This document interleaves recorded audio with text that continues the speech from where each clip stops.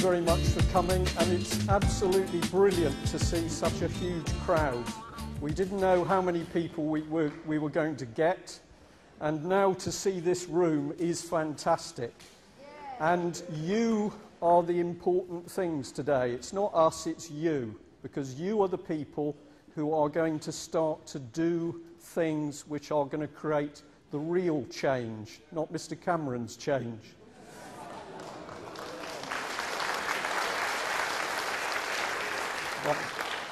Right, I've got to be very careful because I overran my time in a recent talk, and Roger's going to be watching me very, very closely. It's very hot in here, so I just want to do something. Hold on.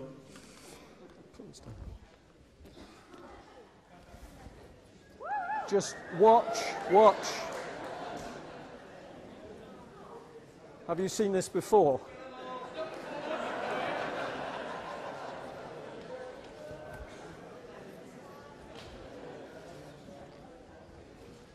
Now, you can trust me because my name's Tony.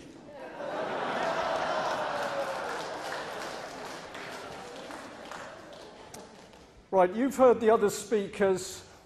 It had to be, didn't it? You've heard the other speakers, and they're talking about deception, deceit, lying. You've had an explanation that something is working under the surface, and it's not very nice. And John said quite rightly that humour is important. You can enjoy doing what you've got to do. But the fight is real, and the fight's not very nice, and humour is a weapon. So you can enjoy using the weapon, but don't think what we're playing with is a joke, because it's not. It's very serious. We are dealing with subversion, where our country is being taken apart from the inside. And if you want to know what the elite think of you, think of me, think of us, we are cattle. And I use that word deliberately. We are regarded as cattle. So we need to be very careful as we follow things through. We've come up from the West Country, and as you drive across the Somerset levels, going north, you see this figure. Has anybody seen it before? Yeah, it's a wicker man. It's a wicker man. And it was very difficult to get the photograph because that wicker man is moving around this country at the moment. He wouldn't keep still. Think about it. That was paid for out of public money. Somebody burnt it down, so they rebuilt it out of public money. And a little while ago, when it was getting a bit tatty, they spent £23,000 to have it refurbished. It's a wicker man, and the South West of England Regional Development Agency helped put this thing there. And the Angel of the North you've seen, there's a big white horse coming down in the southeast, a pale horse. I'm not going to dwell on this because I haven't got the time. That is a wicker man. That is now a symbol of what this country represents. And it doesn't matter whether you're Christian or you're a Muslim or you're a Sikh. People recognize what that is. It's evil. We got involved with a newspaper, and people started to tell us things, and I know a lot of you have seen this slide before, but our children are being taken away. They are being taken away under lies, falsified documents, perjury, police pressure, bullying. Mothers and fathers who try to prevent their children being stolen by the state are sectioned. And I know there's several people in this audience that have suffered this fate. Last week I was in court for 2 days, on Wednesday and Thursday, all day. There was a group of us from Plymouth and other places, went to support a mother who had her daughter taken away 10 years ago, and they've never been reunited. The judge in that court case allowed the local authority to have 2 witnesses, one who seemed to tell a story which didn't tie up. He would not allow the mother to bring witnesses into court, even though she had 4 local councillors who were prepared to say that 10 years ago they knew their own council had broken the law, and their investigations had subsequently reinforced that. There is no justice, and the corruption in the judiciary to the highest levels is appalling.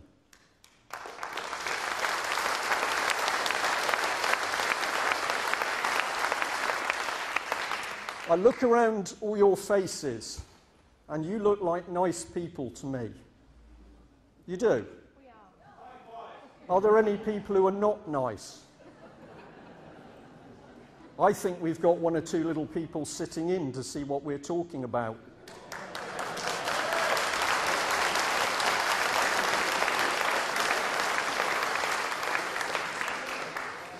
You're nice, and I hope I'm nice, but that's a huge weakness sometimes, because it means that you can't imagine how nasty, nasty people can be.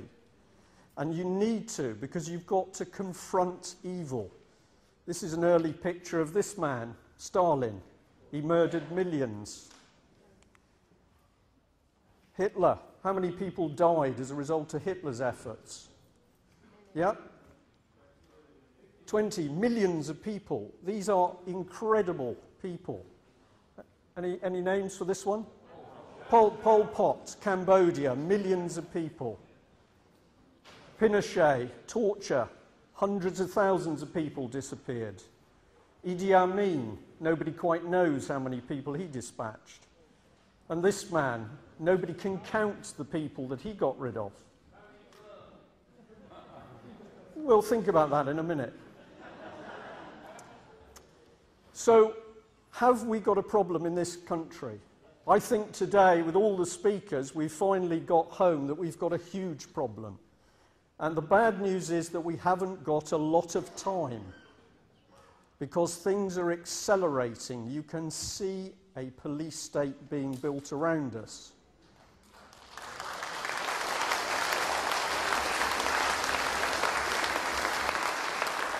The characteristics of the police state are obvious and easy to see, and they're growing by the day. But if you look at the statement at the top of this slide, it's saying that we're governed by a separate elite. That's a characteristic of a police state. And I've given you a picture of the elite. And John's given you an example of how these people view us. And I can tell you that some MPs, and the man in question happened to be a Tory, actually used the word cattle. I am not joking, and I'm going to say something else about the Tories later. Propaganda. There is no truth in the BBC. There's not much truth in national newspapers. I hope there's some truth in this thing, although many people will say to us first off, straight off, that can't be true. And we say it is. 4 injunctions have been put on us, and in the court case I've just talked about, they used a particular case as a precedent case to silence, effectively, a mother's right to justice. The court case they used was Spycatcher. So the UK column has published a story about a mother's daughter being taken away, and a very senior judge and the local authority barrister used Spycatcher, which is when an MI5 man broke ranks and good old Margaret Thatcher tried to stop the book being published. That level of suppression of truth is now appearing in our courts. We know what the police look like. Torture. We heard that directly or indirectly we're responsible for the death of 200 children a day. On top of that, we, the British, are now party to torture. And it isn't only happening overseas, because we know recently Met Police were using torture. Over 1,700 people have died in police custody. No, we're not saying all police are bad. I will show you later there's something very nasty at work in police training. But be under no illusions that this country is being subverted. It is being destroyed from the inside. It is going to be reduced to a state of ruin and chaos, violence on the streets, and unless we do the right things, we are going to suffer, and our children are going to suffer more than they already are.